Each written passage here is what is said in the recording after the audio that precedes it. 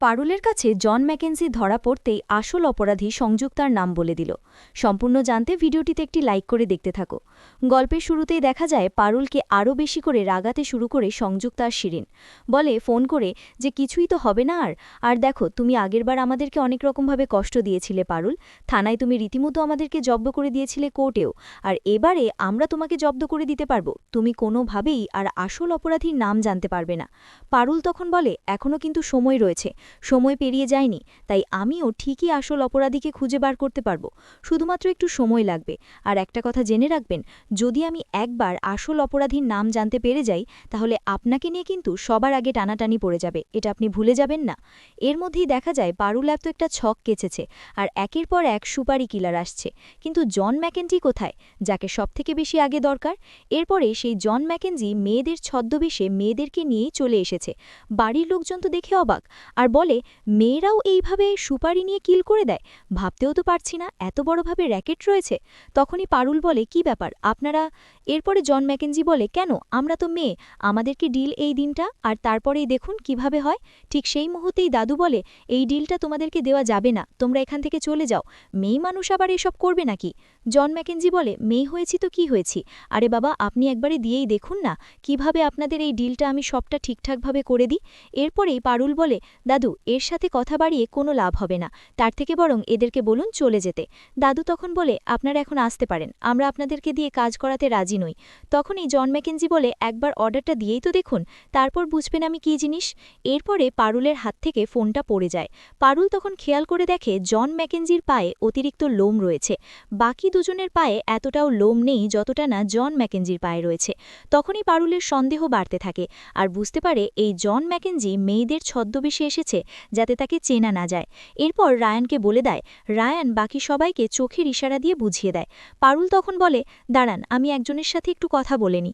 এই বলে ফোনে কথা বলতে থাকে, আর বলে স্যার আমি কিন্তু জন ম্যাকেঞ্জির খবর পেয়ে গেছি, আপনারা তাড়াতাড়ি করে চলে আসুন, সময় নষ্ট করবেন না। এরপরে জন ম্যাকেঞ্জি প্রশ্ন করে আচ্ছা আপনি কার সাথে কথা বলছিলেন।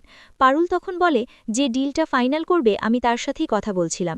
এরপরই জন ম্যাকেঞ্জির দিকে এগিয়ে আসে পারুল, আর বলে কি ভেবেছিলিস তুই যে তোকে আমি টের পাবো না, তুই মেয়েদের ছদ্মবেশে এসেছিস বলে কি হয়েছে, আমি কি বুঝতে পেরে গেছি যে তুই আসলে সেই লোকটা যে আমাকে মারার জন্য এসেছিলিস, এবারে তুই তোর কাজের উচিত শিক্ষা পাবিই পাবে।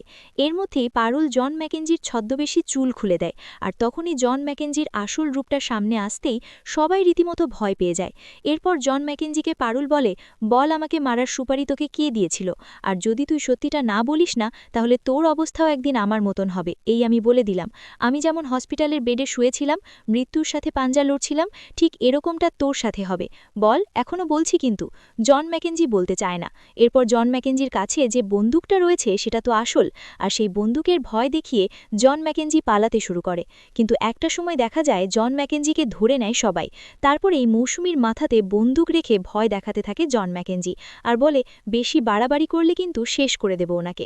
এরপর ঠাম্মি একটা লোহার রড নিয়েছে জন ম্যাকেঞ্জিকে মারবে বলে, কিন্তু যখনই ময়না চিৎকার করে ঠাম্মি মারো, আর ঠিক সেই মুহূর্তেই জন ম্যাকেঞ্জি মৌসুমীকে এগিয়ে দেয়, আর আঘাতটা লাগে মৌসুমীর। মৌসুমী মাথা ঘুরে পড়ে যায়। এরপর রায়ান আটকাতে গেলে রায়ানের বুকে গুলি করে জন ম্যাকেঞ্জি, কিন্তু রায়ান অনেক আগেই প্রোটেকশন নিয়ে নিয়েছিল, সবাইকে বুলেট প্রুফ জ্যাকেট পরিয়ে দিয়েছিল যাতে খুব একটা সমস্যা না হয়। এরপরেই পারুল তখন বলে রায়ান এবারই শুরু কর। এরপর রায়ান জন ম্যাকেঞ্জিকে ধরে আর বিভৎস মারতে থাকে, আর বলে বল সত্যিটা, না হলে কিন্তু তোর কপালে অশেষ দুঃখ আছে, আর সেই দুঃখ কিন্তু কোনোভাবেই খুঁজবে না।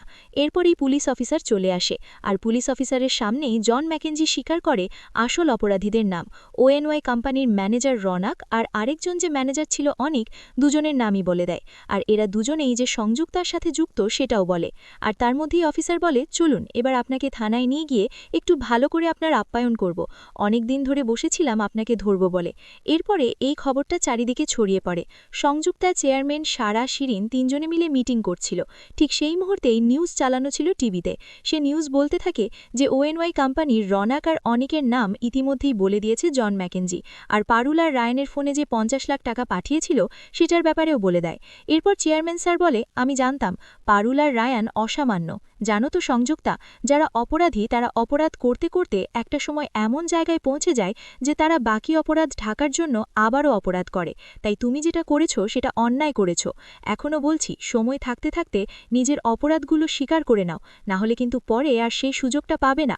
এরপর শিরিন ভাবে, এই মেয়েটাকে এতবার জব্দ করার চেষ্টা করি কিন্তু তবুও কোনো না কোনোভাবে বেরিয়ে যায় কি করে, এটা সম্ভব হয়? এবার সংযুক্তা ম্যাডাম ধরা পড়লে যে আমরাও ধরা পড়ে যাব। এর মধ্যেই সংযুক্তা বলে, একটা মিডল ক্লাস ফ্যামিলির মেয়ে পারুল এত বড় একজন সুপারি কিলার জন ম্যাকেঞ্জির কাজ পর্যন্ত পৌঁছে গেল। নিজের কানে না শুনলে তো এটা বিশ্বাসই করতে পারতাম না। পারুলকে হালকা হাতে নেওয়াটাই যেন আমার জীবনের সবথেকে চরমতম ভুল সিদ্ধান্ত হয়েছে। এর মধ্যেই দেখা যায় পারুল চলে গেছে রায়ানের ঘরে। রায়ান তখন খালি গায়ে অবস্থায় ছিল। পারুল বলে, নে এই গেঞ্জিটা পরে নে। এরপর হাঁ করে রায়ানের দিকে তাকিয়ে থাকে। রায়ান তখন বলে, তাহলে জন্তু বল, তুই আমার রূপে পুরো গলে গেছিস তাই না রে? এরপর পারুল ভাবে, আমি তো গলেই গিয়েছিলাম, কিন্তু তুই তো মহুলকে নিয়ে বাঁচতে চাইছিস, নতুন করে সংসার শুরু করতে চাইছিস, তো এক্ষেত্রে আমি আর কি বা বলতে পারি? এক্ষেত্রে আমার বলার মতন আর কিছুই নেই, তবে শুধু এটুকুই চাই তুই ভালো থাক। আমার কপালে তো তোর ভালোবাসা আর জুটল না, কিন্তু আমি চাই সত্যি তুই ভালো থাক। এর মধ্যে শিরিন আর সংযুক্তা দুজনে মিলে কথা বলতে থাকে। সংযুক্তাকে শিরিন বলে, ম্যাডাম এবার যদি ওই রনাক আর অনেক দুজনা আপনার নাম বলে দেয় তবে তো আপনি গেলেন, আর আপনার সাথে সাথে আমিও পেশে যাব। কি হবে ম্যাডাম? সংযুক্তা বলে, উফ, তুমি এত বেশি চিন্তা করছো কেন? কিছুই হবে না। কিন্তু বলতে বলতে চলে এসেছে পুলিশ আর বলে, সংযুক্তা আপনাকে আমরা অ্যারেস্ট করতে এসেছি। এরপর সংযুক্তা শিরিন দুজনকে গ্রেপ্তার করে নিয়ে যায় থানায়।